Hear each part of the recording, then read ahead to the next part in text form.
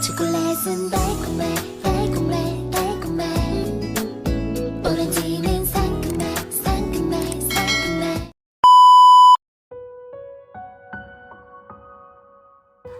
What do you mean by saving yourself from me? Do you think I'm gonna hurt you? You already did hurt me, okay? Sigaw ko. Wala rin akong pakialama kung nagsiunahan ng pagtulo ang luha ko. This is too much. Anong akala niya na basta ko na lang siyang iniwan? Tapos bakit siya umaaknong parang wala siyang alam sa ginagawa niya?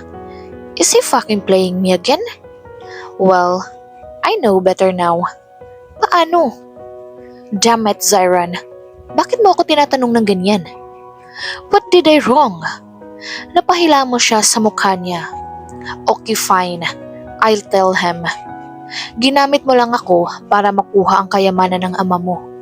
Pinaniwala mong mahal mo ako. After that, you treated me like I was some kind of a toy. Kapag sawa ka na, itatapon mo na lang. You cheated on me. Niloko mo ko. Oo, nabili mo lang ako. Pero, tangina, ang sakit kasi. Akala ko you'll treat me different when you said you loved me. Pero hindi eh. Hindi ka ganun. Hinawakan niya ang mukha ko, pero iniwas ko ito. Don't came near me. I hate you. Niloko mo ko. Tama na please. Kung nandito ka para saktan ako lalo, nagmamakaawa ako ngayon pa lang.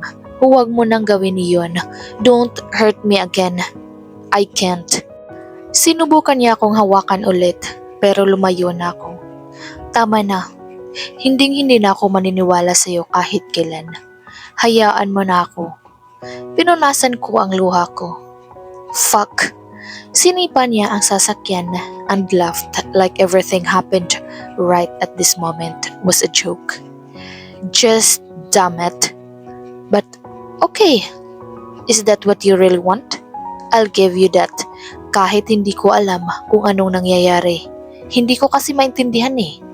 Ang alam ko lang is that I give you everything you deserve but you left me. I was here for an explanation. But I still didn't understand. Okay fine, lalayo ako sa'yo. Hindi na kita guguluhin. Kinagat ko ang labi ko para pigilan ang paghikbi. Habang sinasabi niya ang mga salitang iyon, ay para mga punyal na tumatama sa aking puso. Pero tama siya. Ito ang gusto ko. Anong iniiyak-iyak ko? But I have one question.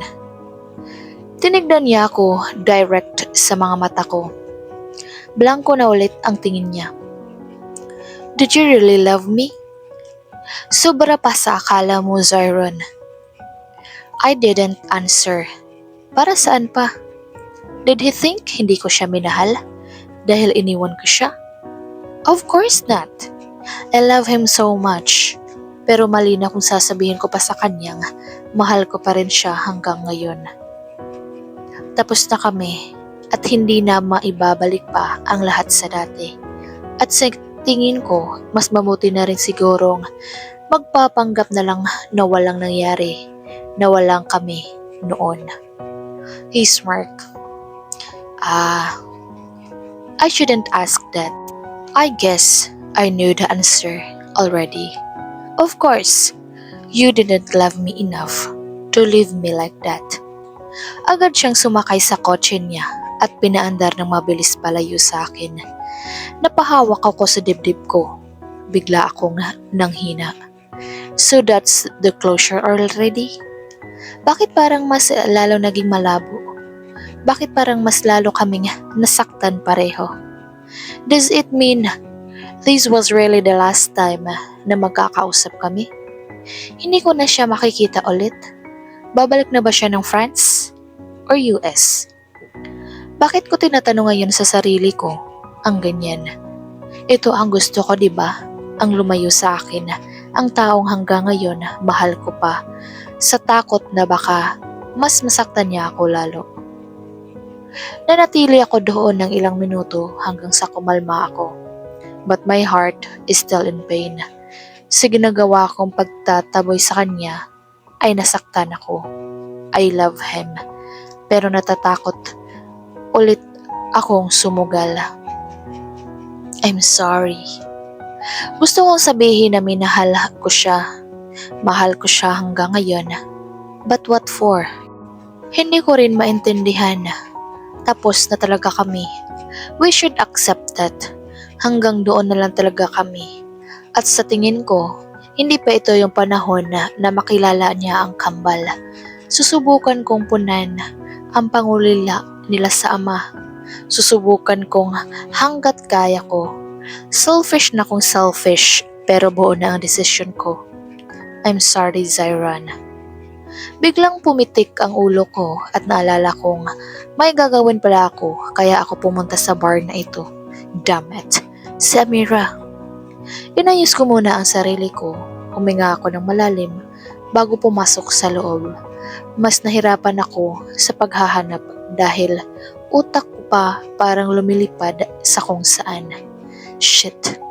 Hindi nagtagal ay nakita ko na siya. She was leaning on the table. Nakatulog na ata. And Ali was asleep in the couch.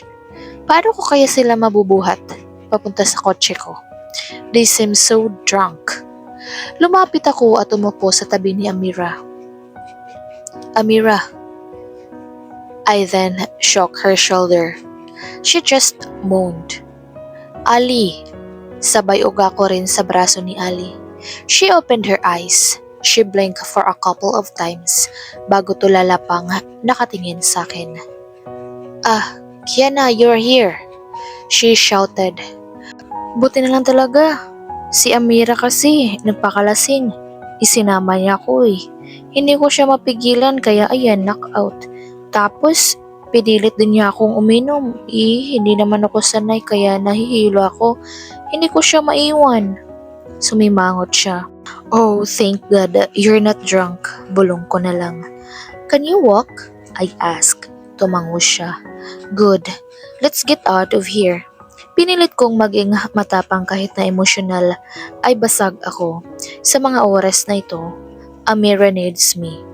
Nagtulungan kaming dalawa ni Ali na alalayin si Amira pero hirap na hirap pa rin ako dahil nahihilo rin si Ali. Hindi pa kami nakakalabas when someone held my arm.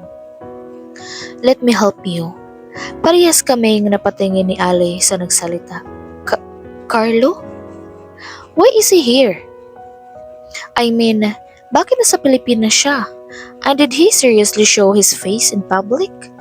I rolled my eyes around. Ganon pa rin. Busy ang lahat sa pagsasayaw at pag-iinom. No paparazzi, no media, reporters, and cameras. Even his bodyguards were not around. Or so I thought. Siya lang talaga ang mag-isa ngayon. Kasi sigurado akong kasama niya si Zyron kanina. He asked me to help you. Napapikit na lang ako, alam kong sino ang tinutukoy niya. Bago pa ako makakontra ay binuhat na niya si Amira at naglakad palabas. Sumunod na lang kami ni Ali and she was gripping my arms tight. Oh my God! Napakagwapo! Maniligaw mo, Kiana?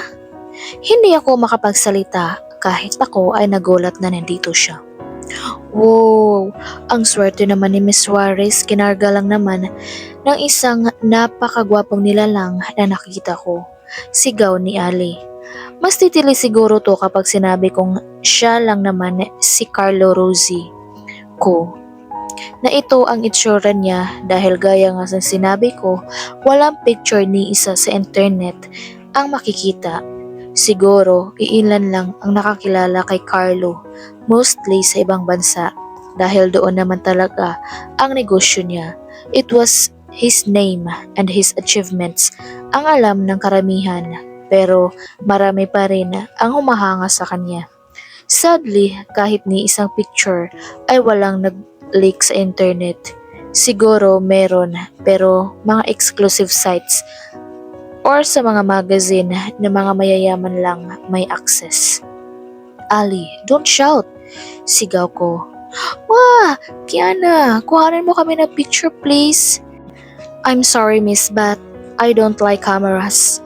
Sagot naman ni Carlo na narinig ang pag-hysterical ni Ali. Kiana, where is your car? Napatingin na lang ulit ako kay Carlo tapos itinuro ang itim na Mazda sa likod niya. Binuksan ko ito at ipinasok niya si Amira sa backseat. I called Ali to go inside as well habang malagkit pa rin ang tingin niya kay Carlo, and he's also a chick magnet. Nasa loob na ang dalawa. Hindi na nangulit pa si Ali dahil na rin siguro sa nahihilo pa siya. We were left outside. Salamat, Carlo. Hindi ka na sana nag-abala pa. Mapapatay niya ako kapag hindi ko sinunod ang utos ng lalaking yun. What have you done? And he was mad like hell. He was not angry, pero he's asking for an answer. I saw him dragging you outside, tapos hindi na siya bumalik pa. He just called me. Halos mura ang lumalabas sa bibig niya, but I clearly understand the part na tutulungan kita. So here I was. We just talk. I really am sorry. Ngumiti ako na tipid. Pagod na rin ako.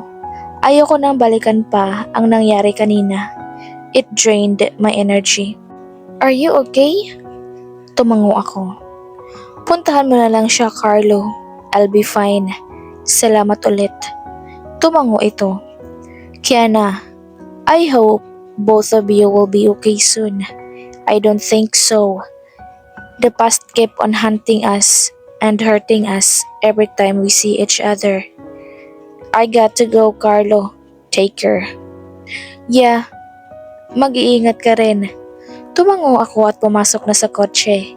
Hindi siya umalis sa kinatatayuan niya hanggang sa makalis na kami ng parking lot. Isang oras lang ang lumipas pero ngayon pagod ako sa gabing ito, sobra. Why are you doing this to me, Zyron? Bakit ka nagpakita at humihingi ng explanation? Do you think you deserve it?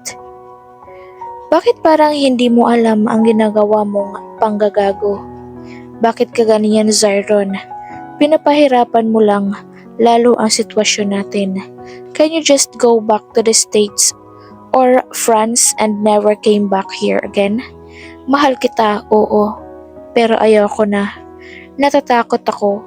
Ayoko na, tama na ang isang beses na pagpapakatanga sa'yo. You're playing again, aren't you? Ako na naman ang napili mong paglaruan. Bakit? Pinagbintangan mo pa akong pera lang ang kailangan ko sa'yo. Ang sama mo. Sama. I hate you.